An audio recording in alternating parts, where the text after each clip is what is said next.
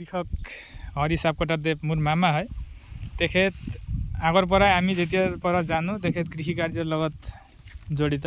তেখেতে বহুখিনি কৃষি কাৰ্যত সফলতা অৰ্জন কৰিছে। এয়া চাওক, এইটো মটৰ হয়, কেঁচা মটৰ। প্ৰায় আপোনাৰ 1 2 3 4 5 6 7 9 10টামান বেগ আছে। এটা বেগত কিমান হ'ব ইয়াত? এটা বেগত 35 কেজি। 35 কেজি হ'ব ন? আচ্ছা, ইয়াত কিমান মান আছে? 3 কুইণ্টেল মান হ'ব?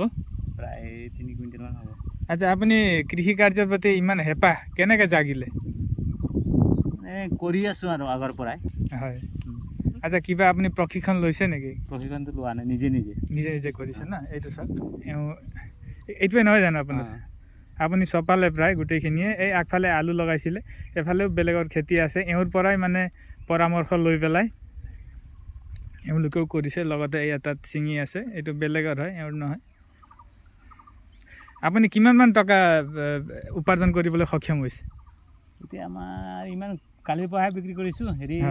অলপ প্ৰায় মোৰ এইটো খৰচ প্ৰায় 15-20 হাজাৰ টকা।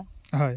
আৰু আপোনাৰ প্ৰায় কালি 5 হাজাৰ টকাৰ বিক্ৰী কৰিলোঁ। আৰু আজি আছে আৰু এইটো কিমান হ'ব কালি?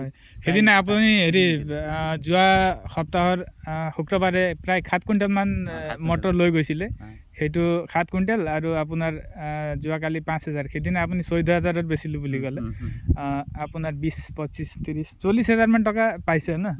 বেছি জেগাতো নহয় মটৰ খেতি। আপুনি কিমান জেগাত কৰিছিলে? এইটো আধা বিঘা মান?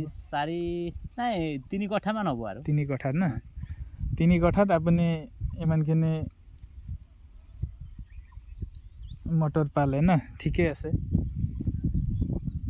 হ'ব, ঠিক আছে, ধন্যবাদ।